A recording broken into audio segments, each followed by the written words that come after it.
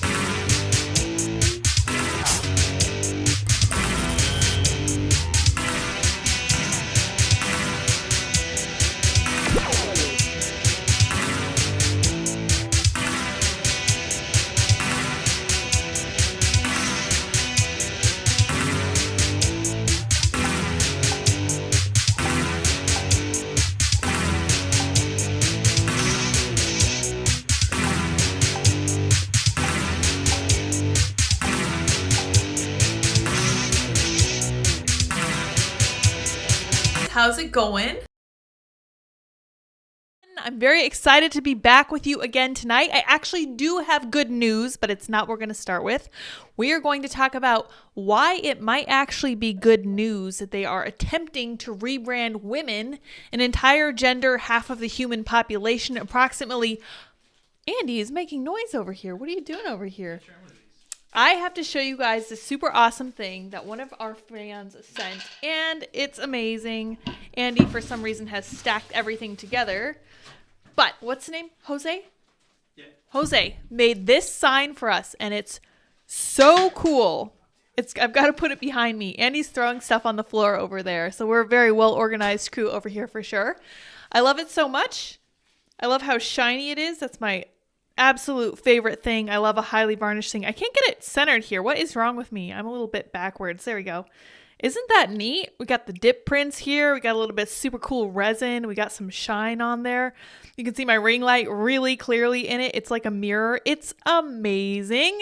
Thank you so much, Jose. We are huge fans. They also sent Andy some super cool hot sauce, and he really enjoyed that for our Taco Tuesday celebration last night.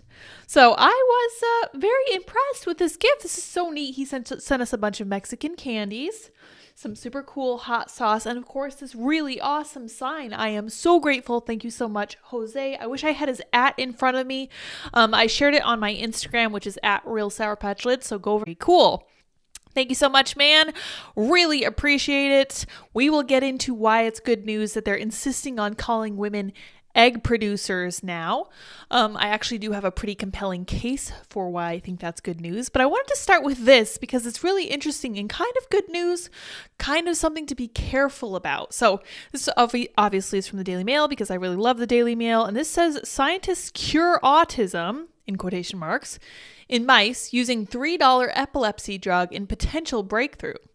Researchers switched off MYT1L in mice and human nerve cells in the lab. Mice without it had brain abnormalities such as thinner cerebral cortex. They also displayed autistic behavior, including social deficits and hyperactivity. The first clinical studies in humans are in the early planning phase. Now, first of all, if that does make people's lives better, I have to say that's a positive. But at the same time, I will issue a word of warning to you guys because given what we've learned in the recent past about stuff like acetaminophen, how easy it is to overdose on that, we've learned about antidepressants and emotional blunting and other side effects of taking antidepressants long term, and about birth control. What we've basically found in every single one of these instances is that taking a pill doesn't fix you. It never will. It never has. It never will.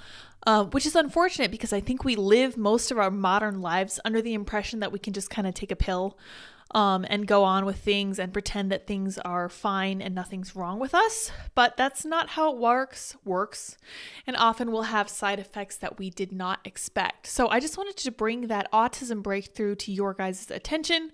That's something that we will be keeping an eye on going forward for sure, because it is good news if it does help with some of those symptoms, but needs to be taken cautiously as all medicine does. All right, you guys, I wanted to show you, let's see, what's the first thing we're going to look at? Okay, we're going to talk about egg producing instead of female. Let's see. So this is what the experts are telling us to do. Use egg producing, not female, say scientists in call to phase out binary language. So I got to stop them right there. What is the other side of egg producing? Why, it's sperm producing. And what does that leave us with? A binary. These people are ridiculous, and I'll tell you why. It doesn't matter how you switch things up. The fact of the matter is that the 99.99999% of people are born either fully female or fully male, and the poor people who aren't, who are caught somewhere in the middle, will heavily tend toward one or the other of the outward manifestations of these genders.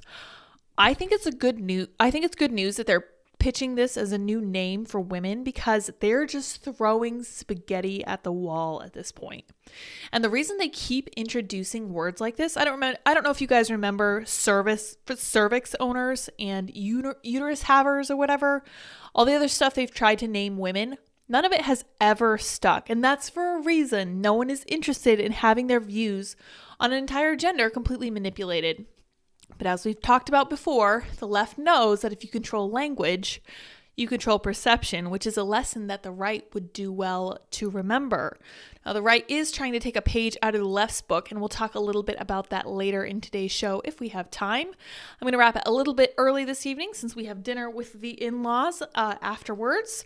So let's see what else is going on. Here's the full list of all 24 harmful terms scientists want to ban, including female, survival of the fittest, and invasive. Here's what they want to say instead. EEB Language Project has published a list of harmful terminology in science. The scientists have instead published a revised list of replacement terms: female, invasive, and survival of the fittest. These are just 3 of the terms scientists now argue deserve to be banned, and I am arguing that scientists' viewpoints deserve to be banned as well, because if they're going to tell us what we can or can't say, then we reserve the right to ignore them completely. They're full of nonsense. In a new crackdown on harmful terminology in science, members of the Ecology and Evolutionary Biology Language Project, founded by scientists in the US and Canada, have published a list of 24, quote, harmful terms regularly used. Deemed offensive, they've instead suggested a revised list of replacement terms. Writing in the journal Trends in Ecology and Evolution, researchers said efforts to champion inclusive language in science is particularly important for redressing the ongoing marginalization of many groups. Can you hear the critical theory and the postmodernism and Marxism here? They literally say they want to champion inclusive language. It's particularly important for redressing the ongoing marginalization of many groups. You can just listen for the buzzwords. This is what you're always going to be looking for if you're trying to pick out exactly where the Marxism comes in. So let's look at some of these terms they thought were, quote, harmful.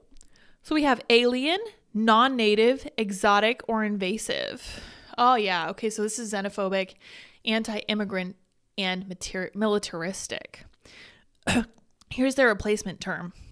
Non-endemic species, newly arrived species, non-indigenous species, introduced species, and nuisance species. I don't think nuisance is a good replacement. That could hurt people's feelings. Although these aren't in relation to people, they're in relations to like plants and animals. Blind, double blind, and plant blindness. Disability. This is very ableist. The replacement term is awareness. So a double blind study would be called an awareness study. That's the dumbest replacement I've ever heard. Although we are early on in this list. Here we have citizen science. Citizen science is harmful. Okay, I need you guys to understand that the left truly believes that words really do have this insane power that they actually don't. This is why they say things like words are violence, and conversely, why they also don't seem to believe that actual violence is violence if it's performed in accordance with their views. Citizen science is harmful to non-citizens who are excluded by that language. I just want to know how this excludes people. How? Really, how does it? Is there like a pen where people who are citizen scientists are operating, and outside of it are all the people who aren't citizen scientists? So they want us to change it to participant science, on par with participation trophies, or community science. Gypsy, a racial slur used to incite violence against Romani people. So instead of a gypsy moth, we're supposed to call it a spongy moth, which is far more insulting in my view.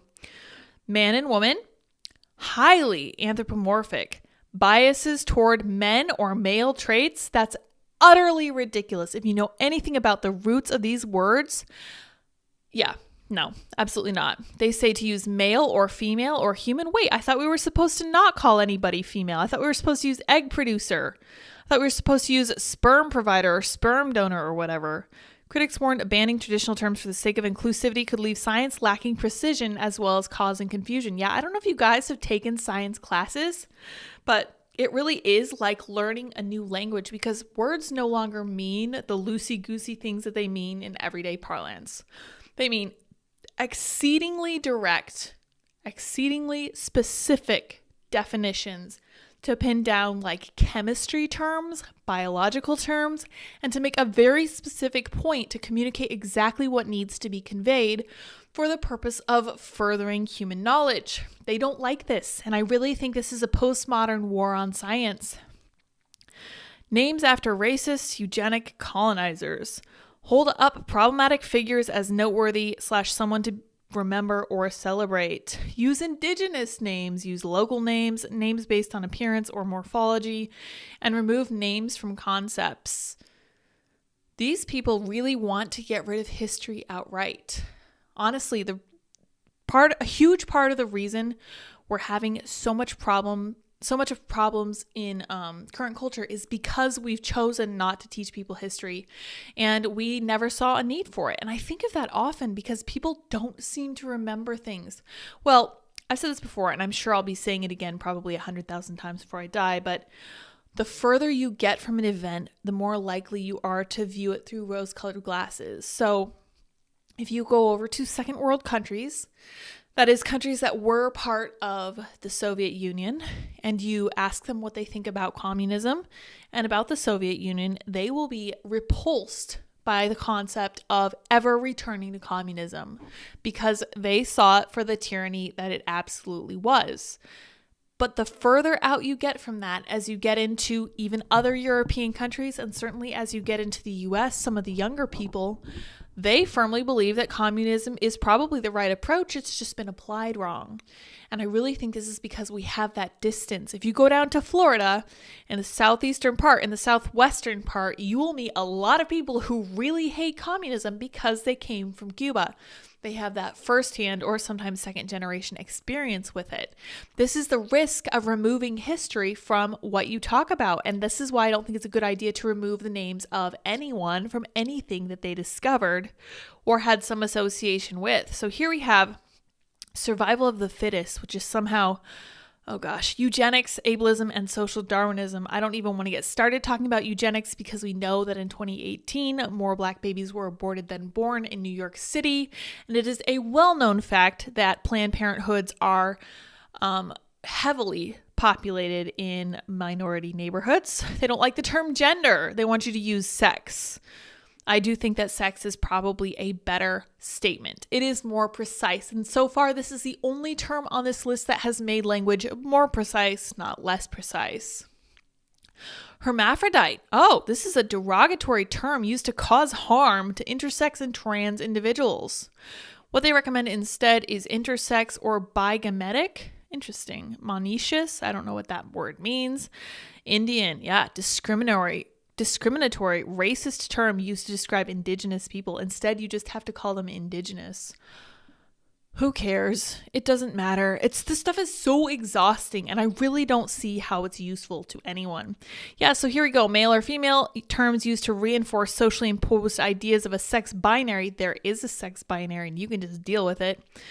Sperm producing or egg producing, or XY or XX individuals. I would be perfectly fine with referring to females as XX individuals because you look at a trans woman and you'll discover that they are not biologically female. They do not have XX chromosomes. They have XY chromosomes. And I find that to be completely useful. In fact, Joe Rogan has pitched the idea of having XX and XY wrestling or mixed martial arts teams or leagues, and I think that's a good idea. Keeps things real simple.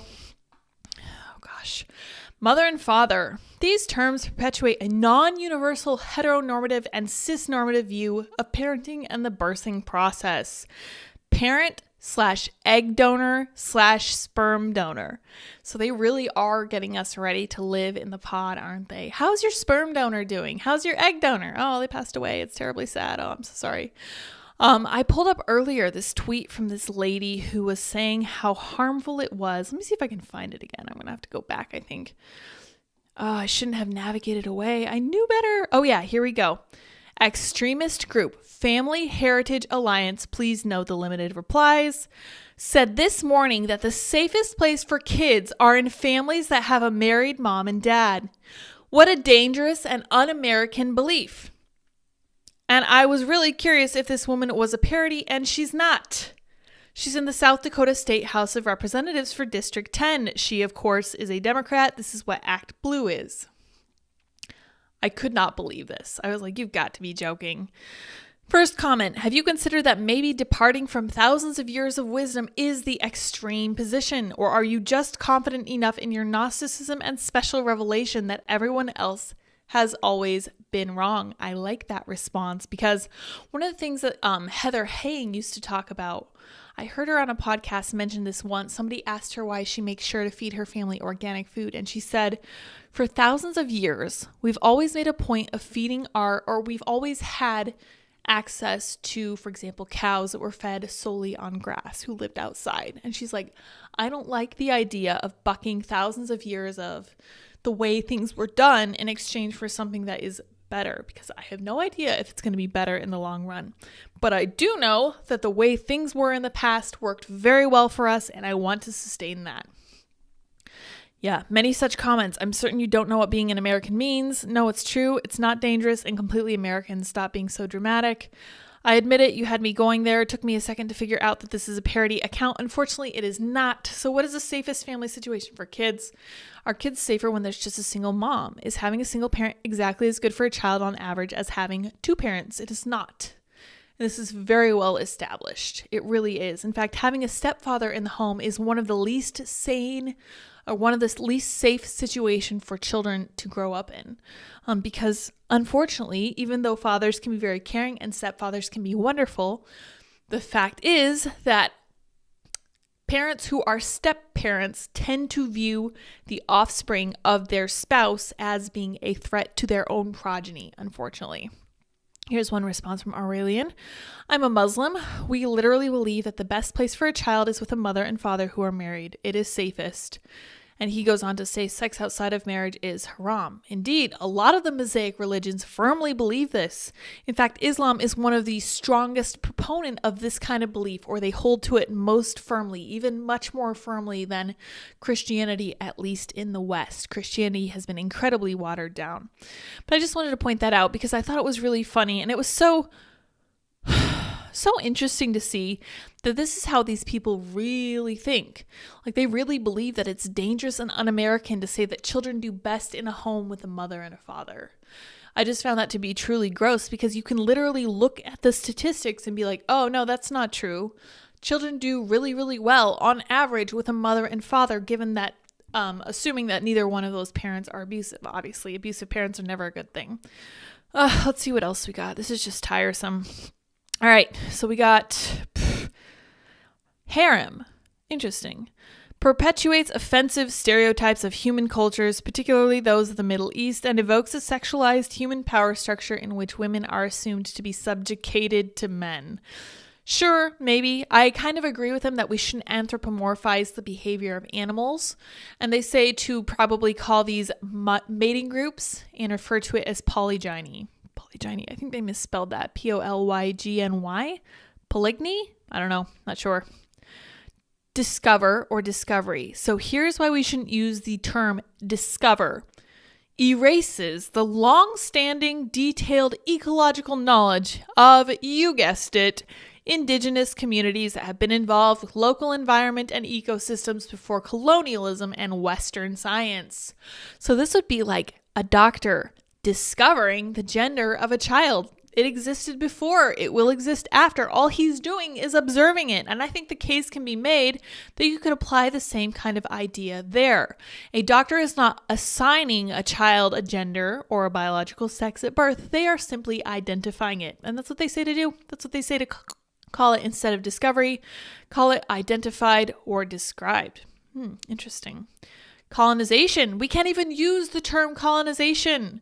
Terms are harmful and triggering for indigenous people that have been subjugated to colonialism.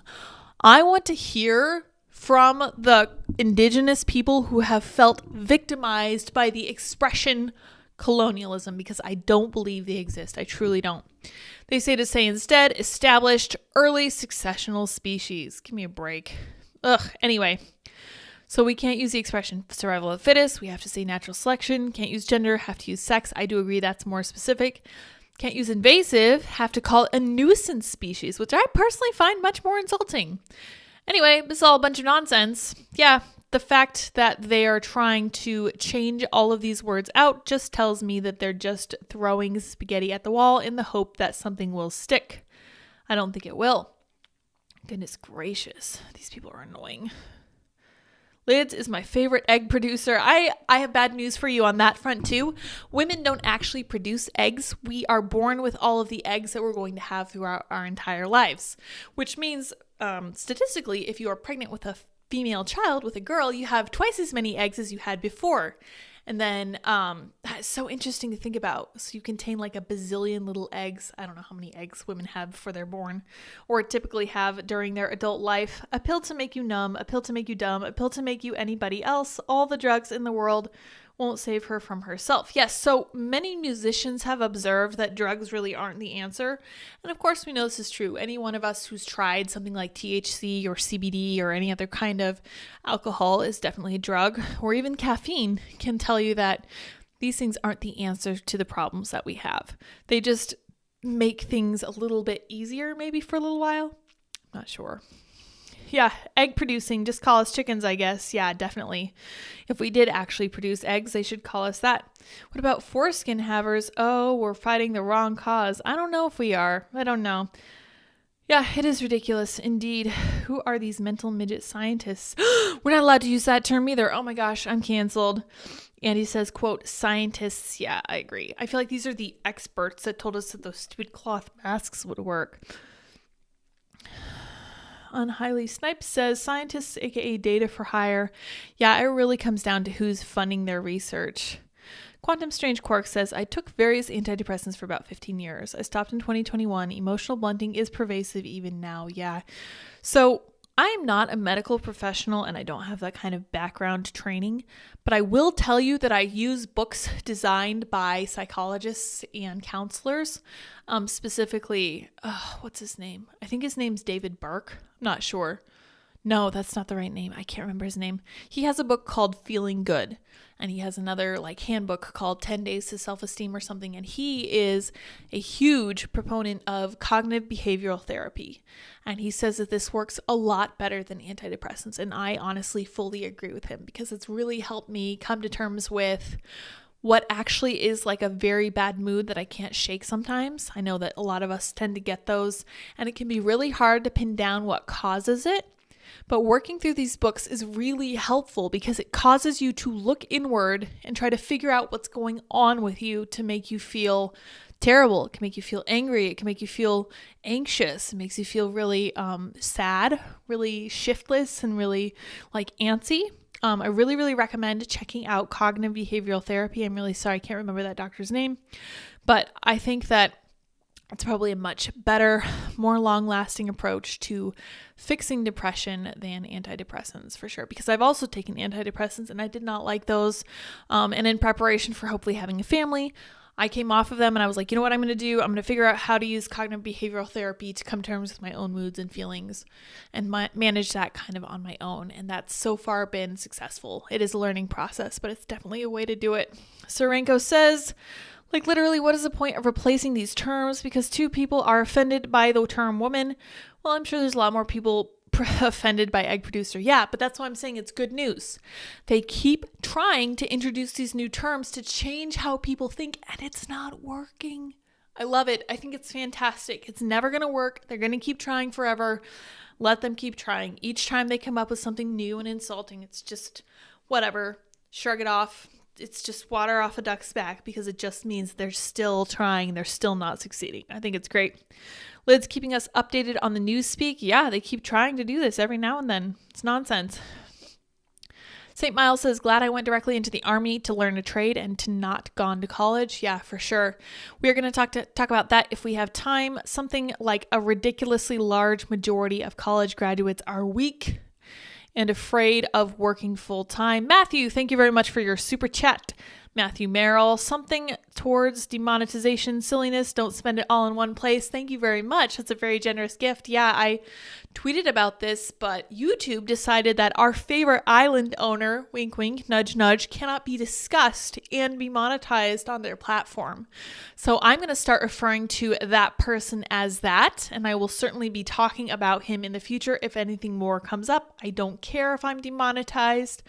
I feel like it's so much more important to discuss what happened there and I don't really care about monetization.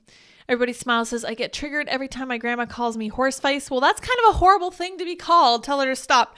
Although my great aunt used to tell me that I had childbearing hips, and I was like, thank you, I guess. I was like 12 years old, and I was like, that's kind of weird. But we all know a parent or an adult who's told us how we were going to be when we grew up, whether it was true or not. Just kind of out of line, but it is what it is.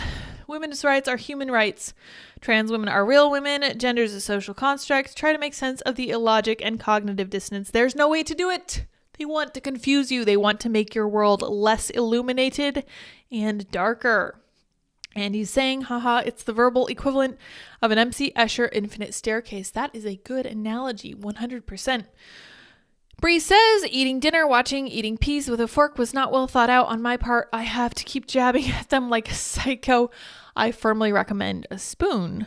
I don't know if you've heard the poem about eating your peas with honey. I just remember laughing at that because he ended up saying, I eat my peas with honey.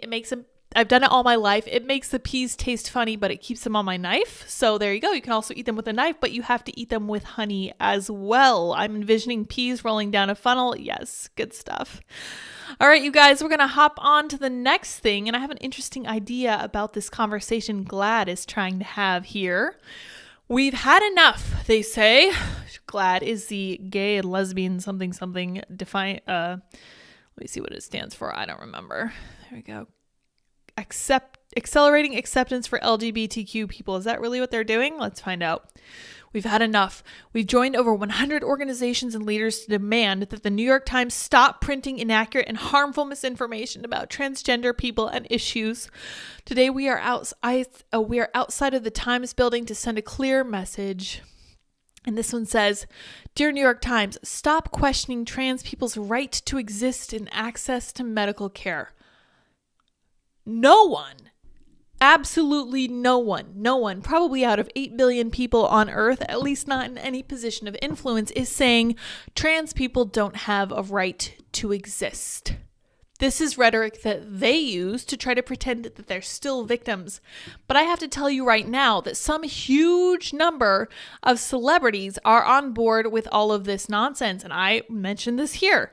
Persecuted minority, everyone. New York Times accused of anti-trans coverage by Judd Apatow, Lena Dunham, Gabrielle Union, New York Times contributors and activists in scathing letters.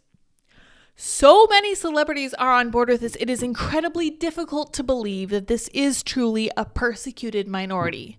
I don't believe it is, but I do have to say I'm very glad that these states are passing help not harm bills, blocking under 18s from having sex change surgery or puberty blockers as Red America's crackdown on the practices continues. Thank goodness. So add South Dakota to this list. So here we have bans are the red states. We got Florida, Texas, I'll say Nevada, I think it is. Am I sure? I'm not sure. I can never keep Nevada and Utah apart. So we have South Dakota, this state, Texas, Florida, and then in these two states, the ban's been suspended. And then in Arizona, it looks like surgery is banned only. Total of 4 states now have bans on surgeries and hormone treatment in America. South Dakota yesterday became the latest to ban transgender care. Governor Kristi Noem, shown above, who signed the bill into law, said it would protect children from harmful permanent medical procedures. There are an estimated 500 transgender children in South Dakota. That is a very tiny fraction of a percentage. So this is actually really interesting because they're saying this is everywhere. It's not. It's not. Transgender children are concentrated in blue areas. So here we have California, New Mexico for some reason, and then we have New York. These are the states with the highest percentages of transgender children. Now, Colorado is officially a blue state. Interesting. Okay, so that one's Nevada. Right. Nevada's proximity to California, and then Arizona is probably similarly influenced. The whole West Coast is blue and has a high percentage, not really a very high percentage, a higher percentage of trans children by state. Then we have transgender adults by state, which tracks differently because I think that the parents are influencing their children to be transgender. This is something that I commented on as well. Let's see here. Where did I put it? Somebody was saying that they think that having a trans child is like a status symbol for some of these leftist parents, which I would completely agree with. Oh no, I've lost it. My bad. Well, I think that the transgender children surgery stopping cases are a great sign. Here we can see in Florida, health professionals are organizing against drugs and surgery for gender confused kids.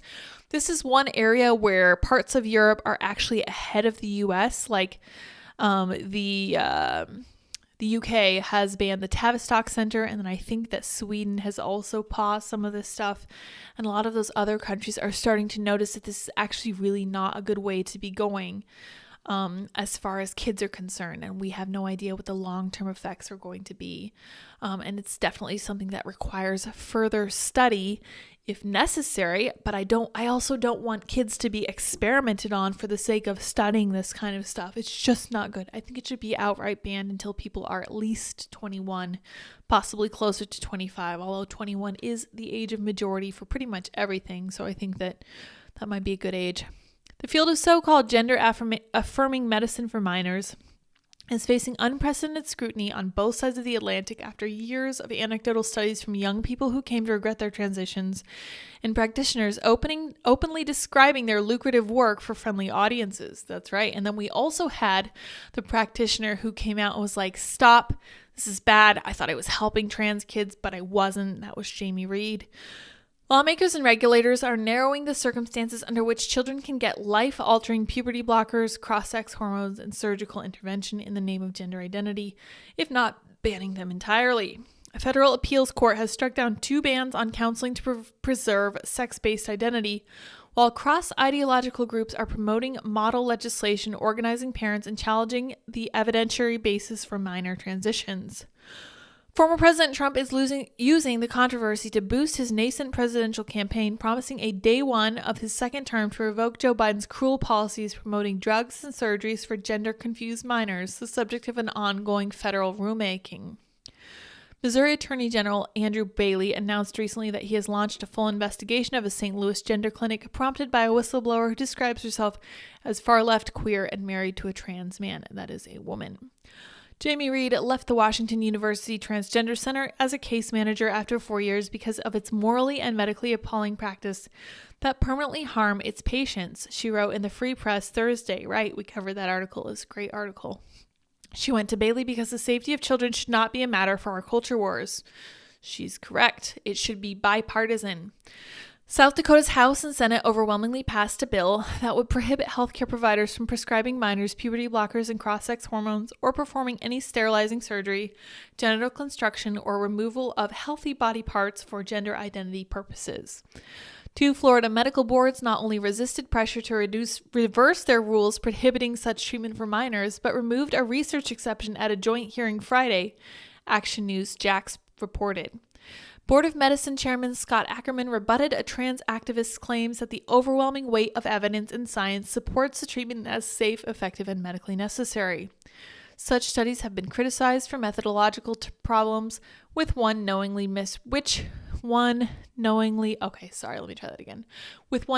misrepresented by its own sponsor. Boca Raton, Florida, agreed to pay 2 counselors $50,000 and $25,000 as well as their attorney's fees after the 11th U.S. Circuit Court of Appeals overturned the city's ban on talk therapy to treat unwanted same-sex attraction and gender confusion. The same court overturned Tampa's similar ban the week before the same First Amendment grounds. Oregon is going the opposite direction because, of course, they are. So it really comes down to, if you want gender transition for your kids, there are certain states that you can take them to practice your Munchausen by proxy on. But if you want to live in a state where this is never going to be forced on your children, there are other states that you can go to. And as far as I'm concerned, this is basically how the U.S. is breaking down along ideological lines. And I don't view that as evil. I view that as a net positive. I think that if you want to live in one of these states where your kids are going to be safe, that's fully your prerogative, and I think that you should absolutely be free to do that. hopefully that's how people will shake out for sure. And hopefully that will continue along those lines. Hopefully more states will follow along in South Dakota's footsteps. Andy says, Liz and I were in a local feminist bookstore and noticed a distinct lack of anything in the science, math, technology section. Hardly any good history or philosophy. Yeah, that was a little upsetting. Plenty of good magazines aimed at teachers with literal pro-communist messages. Yeah, I shared some of that stuff to my Twitter. That was a while ago. Very interesting to see what our kids are being taught. If you have kids in public school, let me know in the chat. And let me know how that's going and if you're actively involved in the school board. Just a normal day in 2023. The kids one had a lot of haunted / demon related stuff actually. Oh, interesting. Horton, here's a who. A person is a person no matter how small their brain is. It's true. I am a person who firmly believes in the intrinsic value of human life, even if they are, for example, communists. I know there's kind of a pervasive thought on the right that's kind of edgy that says, if you hold these kinds of terrible views, you're not actually human, but that's not true. I happen to know that anybody can be redeemed back from the dark, and I have seen it. In fact, once someone is redeemed from that side, then they are able to make the case very strongly against it. So it's very important that we bring those people into the fold. Andy says he did lifted 420 pounds exactly. That's right. That was very important. Well, my state is surprisingly high. Yeah, I'm sorry. Stuart says throw eggs at that like button, people. Yes, dot the like button for sure.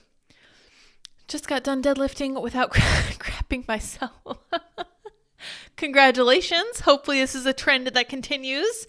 Republicans actually doing something. That's a surprise. Indeed it is, but we are going to be grateful for everything that we get. In fact, I'm glad you mentioned Republicans doing something because Republicans are also doing this.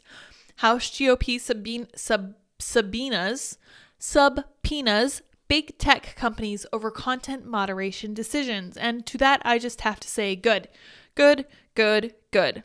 Representative Jim Jordan, chairman of the subcommittee on the weaponization of the federal government, is seen during its first hearing Thursday, February 9th. House Judiciary Committee Chairman Jim Jordan subpoenaed executives from Amazon, Apple, Meta, Microsoft, and Google parent company Alphabet for information about their communication with the government Wednesday, ramping up House Republicans' push to prioritize content moderation battles this Congress. We just subpoenaed Google, Amazon, Facebook, Apple, and Google regarding big tech's reported collusion with the federal government, Jordan wrote on Twitter on Wednesday. Step 1 toward accountability, he added. Microsoft's spokesperson said, "We started producing documents, are engaged with the committee, and committed to working in good faith." Good. Glad to hear that. Microsoft is probably the least objectionable of these companies. Spokesperson for Meta said, "We have already begun producing documents in response to the committee's requests and will continue to do so moving forward." Spokespeople for Amazon, Apple, and Alphabet did not immediately respond to requests for comment. Hopefully they will all comply with these subpoenas. Very interested to hear what they have to say. I don't know if you guys saw Nancy Mace questioning Vijaya Gaddy about whether she had a medical degree with the way that she was deciding to censor actual medical professionals, doctors at Stanford and Yale, and actual professors of epidemiology. And she was kind of obliterating her. It was kind of brutal. Very important stuff. At a hearing last week, House Oversight and Accountability Committee, Republicans slammed former Twitter employees over similar allegations based on content moderation decisions. Democrats and the panel of former Twitter employees countered that the First Amendment protects private companies making their own content moderation decisions, and Democrats accused the Republicans of using the hearing as a distracting political stunt. It is no longer in the purview of the First Amendment the instant the government gets involved. And we know for a fact, thanks to the Twitter files, thanks to Elon Musk, that the Twitter sphere 100% had a backdoor for the FBI to get in. All kinds of FBI, CIA, all sorts of government intervention in pretty much everything they were doing, which I think kind of makes them liable for whatever happened. The government should not be involved in policing the free speech of American citizens. Now, in the vein of Republicans doing things, I found this to be very interesting, especially since we just talked about Yesterday, Jim Biden negotiating a $140 million Saudi government deal. And this was a Daily Mail scoop, and this is why I use them as a source. Top Republican says the DailyMail.com story on Jim Biden shows evidence is mounting that the family did use Joe's name to enrich themselves. I'm thinking about starting a segment called No-ish Sherlock, because we know this. We know this. We have known this. It's very, very clear, and I'm genuinely shocked that no one has actually tried to investigate this before now. Hopefully this will be the push that the Republicans need to make that happen. House Committee on Oversight and Accountability Chairman James Comer re-upped his demands for the Treasury Department to hand over suspicious activity reports of the family's business deals in response to the revelation that Jim Biden was at the center of the $140 million settlement talks with the kingdom in 2012. The Kentucky Republican also said it is a national security threat if the president has been compromised by business schemes he says involves dozens of countries, including Russia and China. For sure. Jim was selected because Saudi Arabia would not dare stiff the brother of the vice president who would be instrumental to the deal, the bombshell affidavits obtained by DailyMail.com allege. According to the documents, Jim told a former senior U.S. Treasury official working as a private investigator that he was hired to negotiate with the Saudis because of his position and relationship to Joe Biden, who led delegations to Saudi Arabia at the time. Yeah. Duh. Okay, well, something had better come of this because the Republicans have no out now. They have to hold Joe Biden accountable. But from my understanding, they actually are going to, which is going to be really interesting. I'm actually going to talk about this one next because I found it fascinating. The Supreme Court is going to reconsider hearing a case alleging Biden, Harris, and lawmakers ignored 2020 fraud and broke their oaths. A, quote, rigged election is equivalent to war since both, quote, put into power a victor, argues the plaintiff, and therefore allegations of a rigged election must be investigated. And we're all going to have to follow this. This is a very interesting case. The Supreme Court is set to reconsider whether to hear a lawsuit alleging President Biden, Vice President Harris, former Vice President Mike Pence, 291 House members, and 94 senators violated their oaths of office by refusing to investigate evidence of fraud in the 2020 election before certifying Biden as the victor on January 6, 2021, allowing for Biden and Harris to be fraudulently inaugurated. This is a very salacious allegation.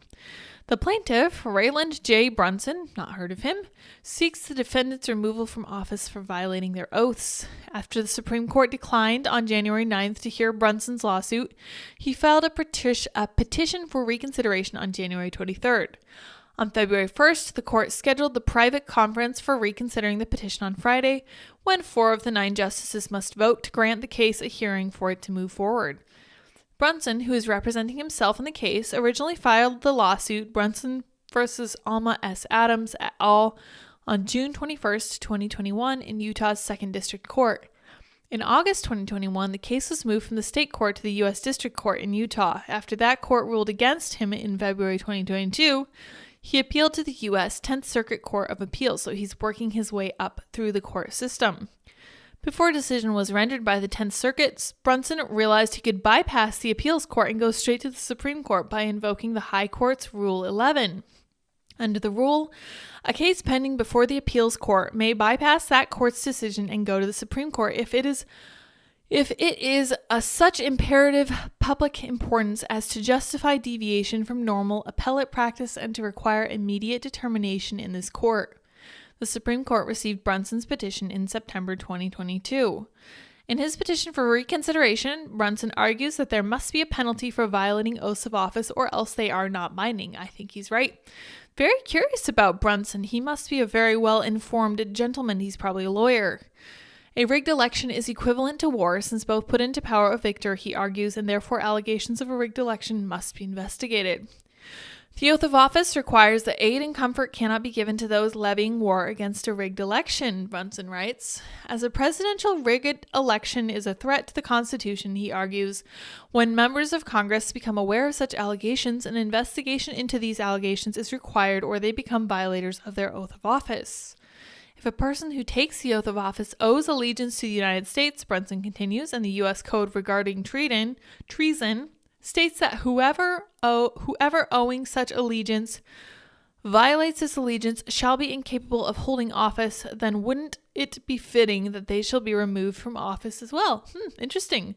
Since his complaint alleges a serious national security breach that is an act of war and holds that it requires an act of emergency level to repair this breach immediately to stop this war, and that those perpetrators of this breach are the respondents, he writes, doesn't this court have the power to adjudicate these serious claims and to immediately end the conflict and fix the national security breach? Brunson's prior filing with the federal district court case noted that members of Congress had requested an investigation into the election. On January 2nd, 2021, Senator Ted Cruz, along with 10 other senators, requested an emergency 10-day audit of the election returns in the disputed states. A total of 147 Republican lawmakers objected to the certification of the election on January 6th. And on this note, here's what Donald Trump is going to do to try to fix this problem going forward. Trump vows to mount major ballot harvesting campaign in every state we can. Analysts have said Democratic vote gathering efforts explain major wins and the midterm successes. Good. I personally am highly in favor of this because it works great for the Democrats. There's no reason why it should not also work for Republicans. Former President Donald Trump this week indicated a shift in electoral tactics ahead of the 2024 election, promising to embrace ballot harvesting as a major campaign method for his next presidential run. Good. Trump made the declaration in a fundraising email this week, according to the Wall Street Journal. The radical Democrats have used ballot harvesting to cancel out your vote and walk away with elections that they never should have won, the former president said, adding that he himself is doing something huge to fight back. We'll see about that. I will believe it when I see it. Our path forward is to master the Democrats' own game of harvesting ballots in every state we can, he continued, urging supporters to help start laying the foundation for victory right now.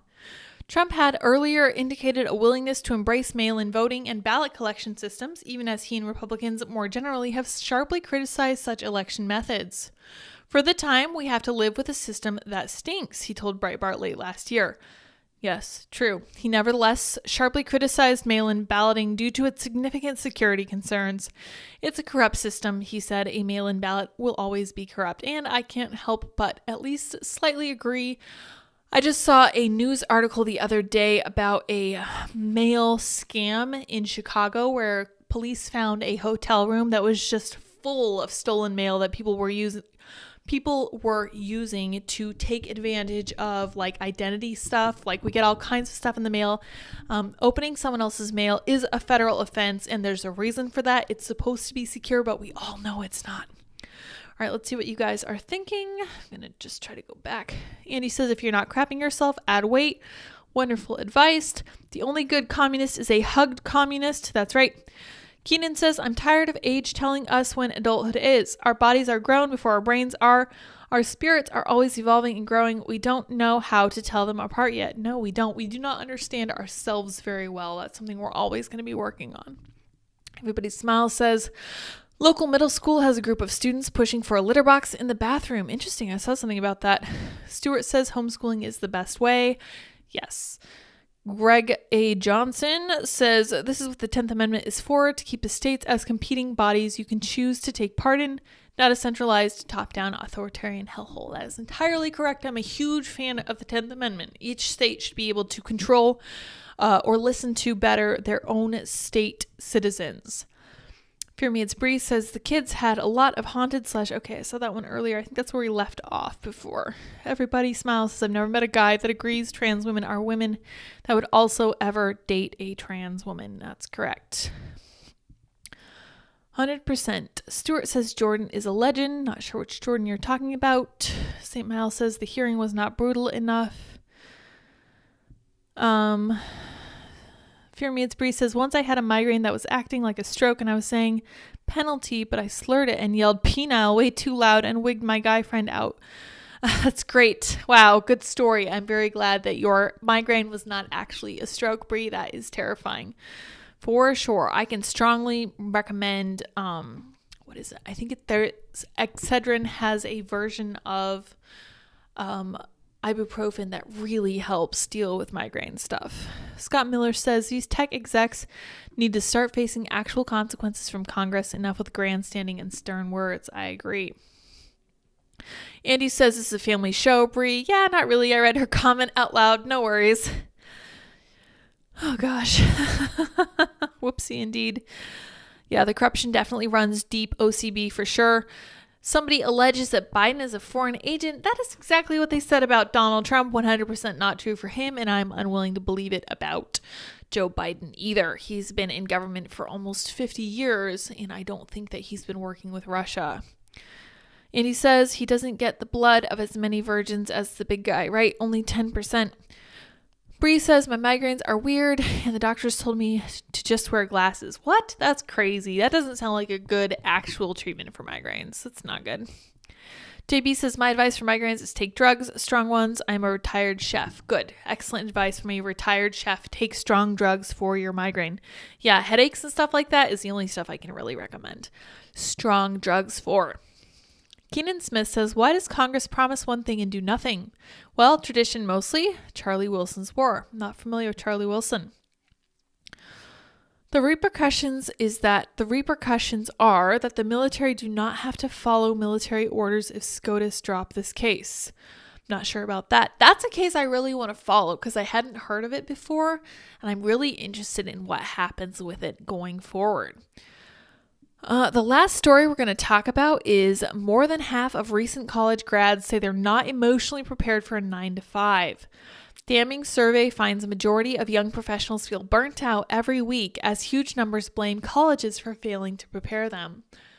Yes, higher education is a joke. It's a sham, and I argue with Andy about this because he believes that there is still something good that can come from higher education. I think at this point, it's nothing more than a skin suit.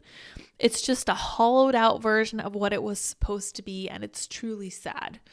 I think that it could have been something great, and I think that for a short time, it really was something amazing. I don't think this is the case anymore. This does nothing but weaken people. I went to a community college for a little while before I started working with Timcast. I thought that was great because they held us to high standards. It was true that everybody could get in as long as you'd graduated high school, so nobody felt super special. I think that with some of these super elite Ivy League schools, people feel very entitled once they get accepted.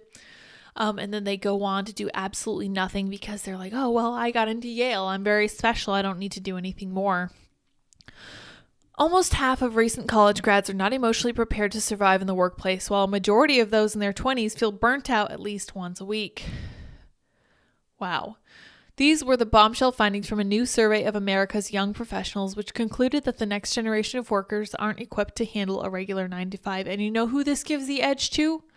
China. China employs their young people from an early age, and they don't get to feel burnt out. They don't get to believe that they're the special ones. They don't get lessons in self-esteem. They are told that they have to work, that they have to choose a career that is going to bring them the most possible money. Very much the same idea that they are taught in India. And this is an edge that the US has largely lost. We are so spoiled. We live in such a ridiculously, go away. I've already installed this update, stupid camera hub.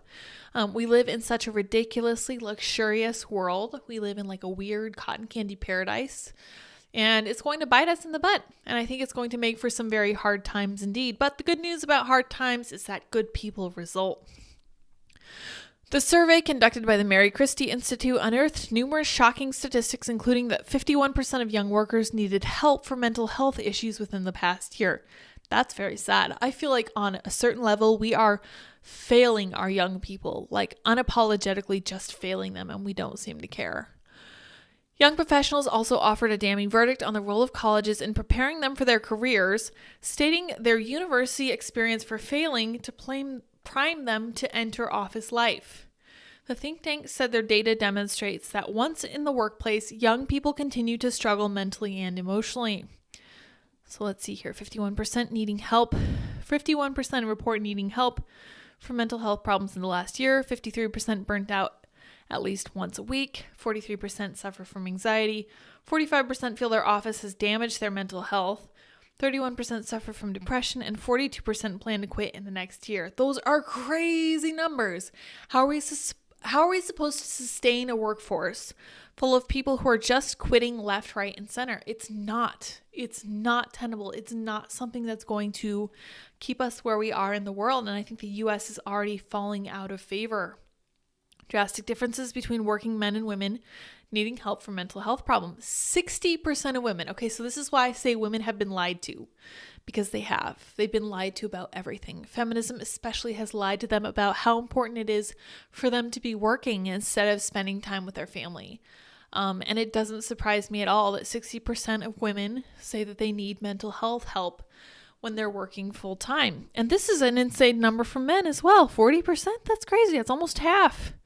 Young professionals report good or excellent mental health, sharply divided by race. Interesting. So Asians report good or excellent mental health.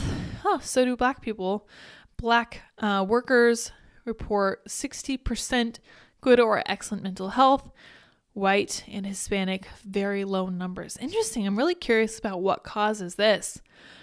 Burnout, defined as a state of prolonged physical and psychological exhaustion, also found to be a particular problem, hitting more than a third of those polled every week. The recent rise in working from home also had a stark impact on burning out workers in their 20s, with many feeling they can't handle the environment of a modern office. Yeah, so not only were we soft and marshmallowy before, when we had the opportunity to work from home, where all our cool stuff and all our pets and all our snacks and treats are, honestly, that really made it even worse. So that doesn't surprise me in the least. Stuart, thank you so much for the £5.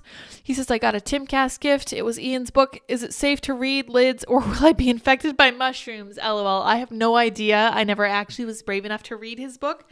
I heard good things about it though, so good luck with it. I don't know if I can recommend any concomitant medicines to take with it, but I don't know. I feel like it would be best enjoyed in an alternative state of mind.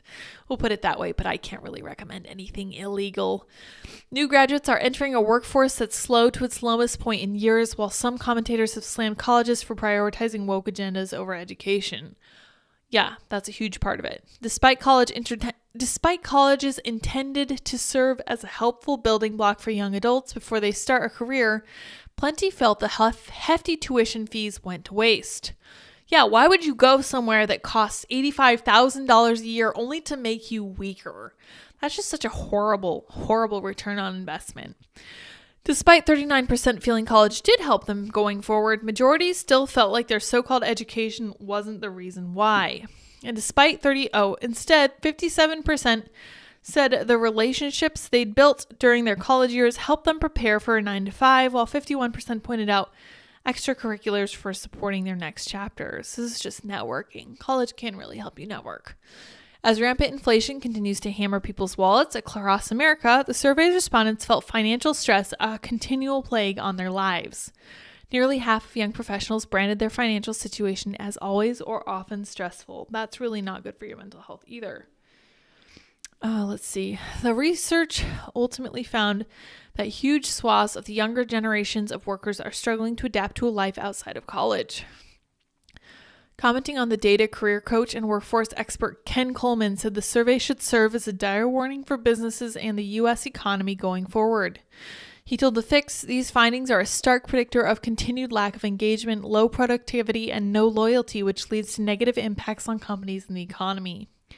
This generation has truly been victimized by the fear campaign of marketers, the media, and politicians who have manipulated their grandparents and parents for decades.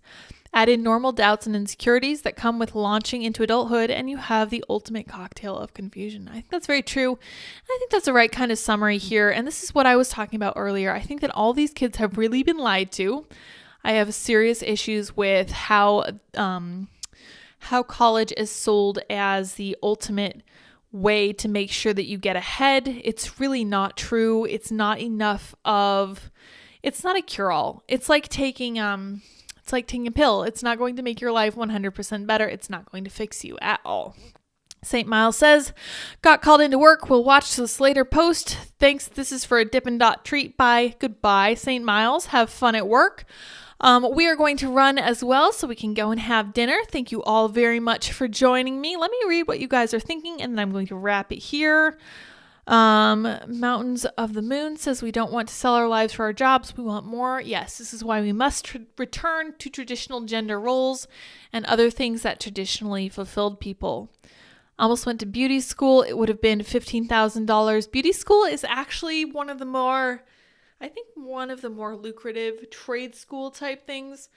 And I think that that is a lot of money, but that seems to me to be the kind of amount that you can pay as you go along, especially if you're doing it before you have kids. It's only when we reach 1984 mentality where slavery is freedom completely, we think that robots will be our slaves so that we can be free, says Keenan. I agree. Keenan says, work, America and the West are still in slavery mode. The world is changing and we're trying to stay alive and pertinent. I don't know about that. Wake Up Waverly says they have been told life isn't supposed to be hard. That's right. Matt Walsh talks about this often. He says life actually is really hard, unfortunately. And the response to life being difficult is often to be stressed and to be anxious. And I know that's challenging, but unfortunately that's part of being a human. And it's part of what really gives us that great commonality between like, hey, being able to talk to someone and be like, hey, I'm really stressed by work. Can I consort with you? Can you make me feel better? Whatever that is. Scott says most workers aren't paid. The position is. Not sure about that. Why can't they change work to something we want it to be? That to me seems to be a fight with reality. The fact of the matter is that there are always going to be positions that we don't want to fill. I really don't think that trash collectors wanted to be trash collectors when they were kids. I think there are a lot of jobs that people would rather not do. I think that porta potty emptying is probably one of those examples of a job that just needs to be done. Sometimes the fact of the matter is that society needs you to perform a role that you can't get around, and it pays good money, so you might as well do it, at least temporarily. Everybody Smile says, I would vote for a three-legged pirate dog if it promised to abolish the ATF and repeal the NFA. 100%, me too. Scott says a high school diploma 50 years ago is more 50 years ago is more meaningful than a college degree from 25 years ago. Learn a trade. I wish I had. Yeah, so a lot of parents told their kids that they had to go to college. And I remember looking at college and being like, I don't know what I want to do. And it's really expensive. So thankfully, I did not get into that. I was eternally glad. And I'm sure Andy will push back on me on this one. Scott says college degrees are worthless, and I have been for 30 plus years. I'm inclined to agree. Oh, the poor college kids to St. Miles. Yeah, I'm not really too sympathetic, but I also understand they were told this is going to make life easier and better, and it was going to make them more employable, and it was going to give them a greater sense of purpose and meaning, and it just hasn't. They've been lied to on every front. It's really incredibly unethical to tell this kid this stuff. To tell kids these kinds of things. I agree. Everybody Smile says you get from work what you put in. If you want more, you have to go and get it. In the US, it is there for the taking. It is indeed. Lori says, I've always told my kids life is hard and it's not always fair. Exactly. Of course. Yeah, 100%. I don't think that you can make the case that it is not. You can never say that it's easy or it's supposed to be fair. That's just a self-defeating statement. Thank you all so much for joining me this evening. Goodbye, Keenan. Peace out. I will see you all tomorrow. Same bat time, same bat place. And we'll wrap a little bit early tomorrow as well because it is Thursday, our last marriage session of the course. I look forward to seeing you all there. Hopefully we have some good news tomorrow for sure. Until next time, bye guys.